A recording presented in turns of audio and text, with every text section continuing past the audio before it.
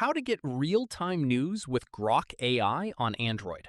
This tutorial shows you how to use Grok to pull up the latest news and current events instantly. First, open the Grok app on your Android device. From there, tap the text field at the bottom and type in whatever news topic you want to know about. For example, you could ask something like, "What's happening in the world today?" or "Latest news on artificial intelligence" to get Grok started. After that, tap Send and give it a moment to pull up the latest information. At this point, Grok will generate a response with up-to-date news and current events.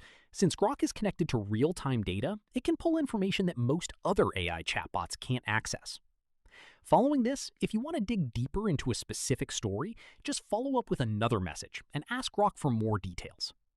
From here, you can also ask Grok to summarize news from a specific region, category, or time frame. For example, what happened in tech this week, or latest sports news today.